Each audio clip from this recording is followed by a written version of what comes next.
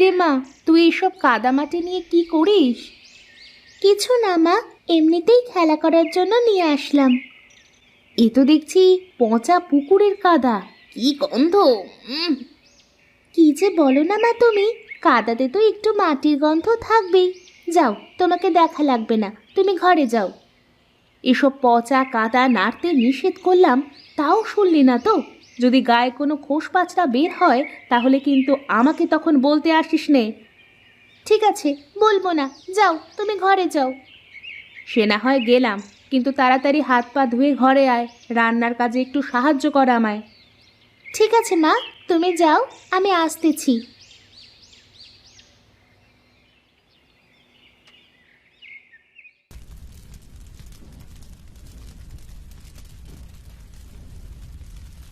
এতক্ষণে তোর আসার সময় হলো রে মা। একটা বড় চুলা বানিয়ে ফেলেছি মা, শুকিয়ে রাখলে বৃষ্টির দিনে তোমার কাজে আসবে। বেশ ভালো কাজ করেছিস মা। এবার বসে আমায় একটু তরকারি কুটোতে তো দেখি। বুঝলি রে মা, আগে আমি কত সুন্দর করে চুলো বানাতে পারতাম, এখন না করতে করতে একদমই ভুলে গেছি। যে কোনো কাজ না করলে ভুলে যেতে হয়। এই যে দেখো না, আমি মাঝে মধ্যেই আমার পড়া সব ভুলে যাই, আবার যখন একটু পড়ে নিই সব মনে পড়ে যায়। এবার তোর বাবাকে বলে তোকে একটা ভালো স্কুলে ভর্তি করে দেব। এখান থেকে পড়ালেখা করে কিছুই করতে পারবি না রে মা। না মা, তোমার ধারণা ভুল। যে কোনো জায়গা থেকে ভালো করা যায়, শুধু নিজের চেষ্টা থাকা লাগে। বাহ, বেশ পাকা পাকা কথা শিখেছিস তো। বলি, স্কুলে কি এগুলোও শেখায় নাকি? স্কুলে সবকিছুই শেখায় মা। এখন আমি যদি না শিখি তাহলে কেউ তো আমাকে জোর করে শেখাতে পারবে না। অত কিছু বুঝি নে বাপু, বাপের জন্মে তো লেখাপড়া করার সুযোগ পায়নি, তাই জানিও নে। মা, আমার তো তরকারি কোটা শেষ, এখন কি করব? আর তো কোনো কাজ নেই, তুই বরং ঘরে গিয়ে পড়তে বসরে মা।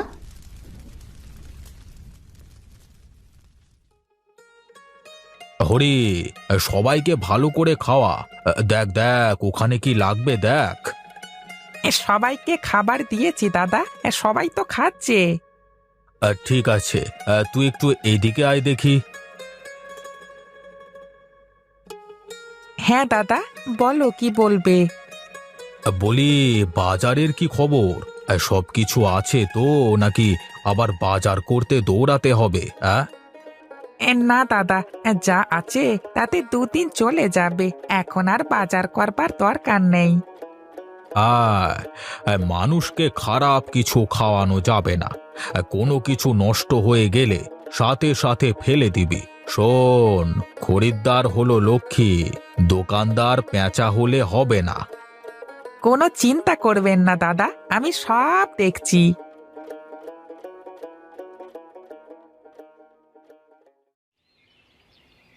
মা, একটু আস্তে টানো না চুলগুলো, আমার খুব ব্যথা লাগতেছে। লাগুক একটু, ওটুকু লাগলে কিছু হয় না। একটু টেনে টুনে তেল না দিলে কি আর চুল বাড়বে শুনি? ও এমনিই বাড়বে, এত তেল দিয়ে কি হবে? বরং তেল দিয়ে আরো চুলে আঠা আঠা হয়ে যায়। কিচ্ছু হবে না, চুপটি করে বস তো দেখি।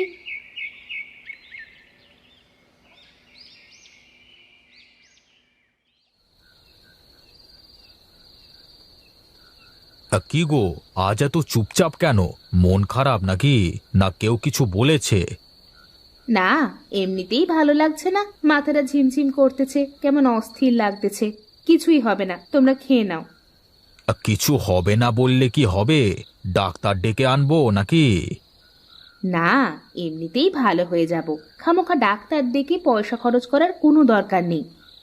আরে, পয়সা নিয়ে তোমাকে চিন্তা করতে হবে না। টাকা পয়সা কি আমার কম আছে নাকি? বলি একটা আর বোঝো আরেকটা, বললামই তো এখন ডাক্তার ডাকা লাগবে না। তুমি একটা কাজ করো মা, তুমি বিছানায় গিয়ে শুয়ে পড়ো, আমি খাওয়া শেষ করে থালা বাসন গুছিয়ে রাখছি। ঠিক আছে রে মা, আমি যাই, একটু বিছানায় মাথা দিই।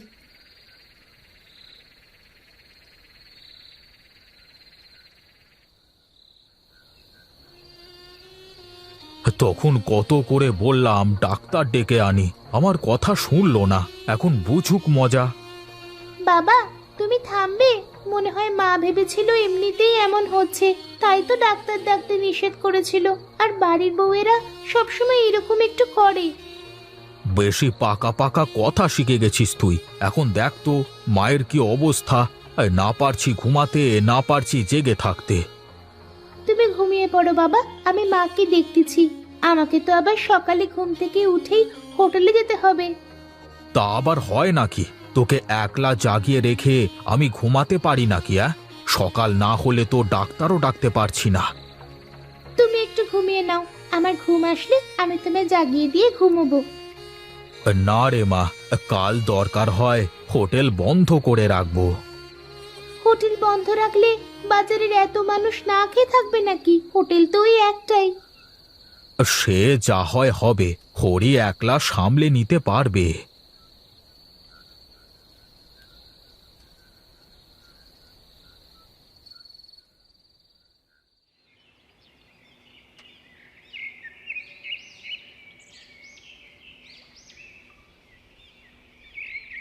কি রে বাবা, কোথায় যাচ্ছিস এত সকাল করে? কাল রাত থেকে হঠাৎ করে মা খুবই অসুস্থ। কি যে হয়েছে কিছুই বুঝতে পারছি না, খালি কেমন যেন করছে, তাই তো ডাক্তারের কাছে যাচ্ছি। চল বাবা চল, তোর কাকিরও তো কাল থেকে একই অবস্থা।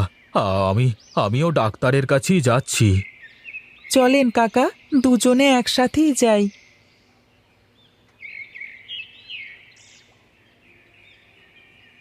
ও প্রতাপদা, প্রতাপদা, আরে ও প্রতাপদা, কোথায় চললে ওরকম হন হন করে?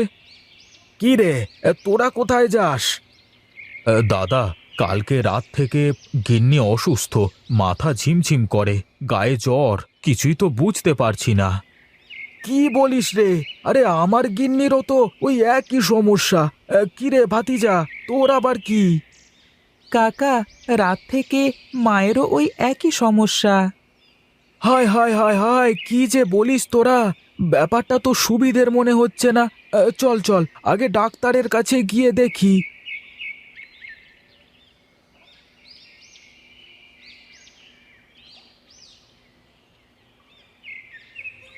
কি রে হরি, কোথায় চললি এই সকাল করে? হ্যাঁ দাদা, আর বলেন না, কাল রাত থেকে গিন্নি অসুস্থ। ডাক্তারকে দেখালাম, ডাক্তার কিছুই বলতে পারলো না। হ্যাঁ, কিছু জ্বরের বড়ি দিয়ে চলে গেল। বুঝলি বিনোদ, আমার মনে হয় ডাক্তার দিয়ে কিছু হবে না। আর তাছাড়া সবার একসাথে এমন হওয়ার কারণটাও আমার কাছে সুবিধের মনে হচ্ছে না। তার চেয়ে বরং চল আমরা বুড়িমায়ের কাছে যাই, সে কি বলে শুনি। হ্যাঁ দাদা, তাই চলো, দেখি কি বলে।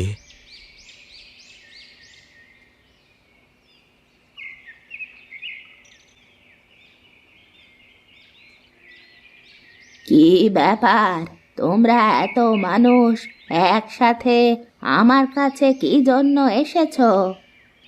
বুড়িমা, আপনার সাথে কিছু কথা ছিল। তো বেশ বেশ, বলে ফেলো দেখি, কি বলবে?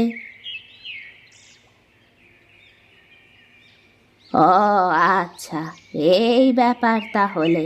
আমি জানতাম এমন একটা কিছু ঘটবে।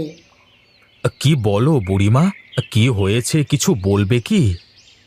এক দুষ্ট আত্মা তার মৃত্যুর প্রতিশোধ নিতে এভাবে গাঁয়ের মানুষের মাঝে উতলা তৈরি করেছে, যে কোনো সময় যে কারো প্রাণ নিয়ে নিতে পারে।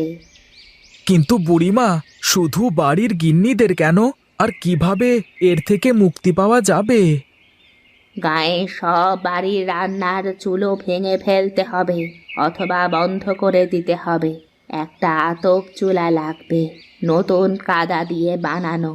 সেই চুলোতে ওই দুষ্টু আত্মাকে বিনষ্ট করতে হবে, তবেই সবাই সুস্থ হয়ে যাবে।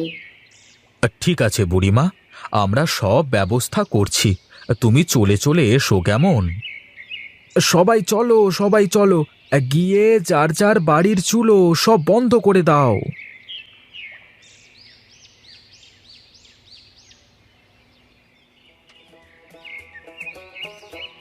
বুড়িমা, আর কিছু কি লাগবে তোমার? আমাকে একটা বড় মশাল এনে দিতে হবে চুলায় আগুন দেওয়ার জন্য। এই নিন বুড়িমা। আর কিছু লাগবে? না, আর কিছুই লাগবে না। তোরা একটু দূরে গিয়ে দাঁড়া। দাদা, আমার তো ভয় করছে। বাড়িতে ছোট মেয়েটা আর অসুস্থ বউটাকে ওভাবে রেখে আসলাম। মেয়েটা ভয় পাবে না তো? আরে না না, কিছুই হবে না, দাঁড়িয়ে দেখতে থাক।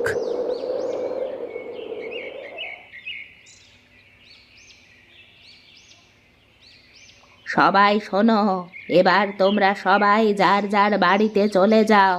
আজ কেউ রান্না করবে না। বাড়িতে গিয়ে দেখো সবাই ভালো হয়ে গেছে। হ্যাঁ, আপনাকে আপনাকে অসংখ্য ধন্যবাদ বুড়িমা। থাক বাবা, এটা তো আমার কর্তব্য। যা, তুই তোর বাড়িতে যা, গিয়ে দেখ তোর গিন্নি সুস্থ হয়ে গেছে।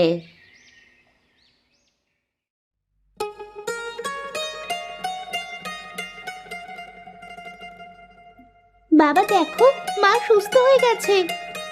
আমি জানি রে মা, তাই তো তাড়াতাড়ি বাড়িতে চলে আসলাম। আমার কি হয়েছিল গো? ও তোমার না জানলেও চলবে গিন্নি, এখন তো তুমি ভালো হয়ে গেছো।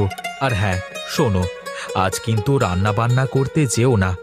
আজ সারা গাঁয়ের একটাই চুলো, আর তাতে পুড়ে ভস্ম হলো ওই দুষ্ট আত্মা। বাবা, আর কখনো ওই আত্মা ফিরে আসবে না তো? না রে মা, আর কখনোই ফিরে আসবে না। তোমরা তাহলে ঘরে থাকো, আমি বাইরে থেকে তোমাদের জন্য কিছু খাবার কিনে আনি, কেমন? ঠিক আছে, তাহলে তাড়াতাড়ি চলে এসো কিন্তু।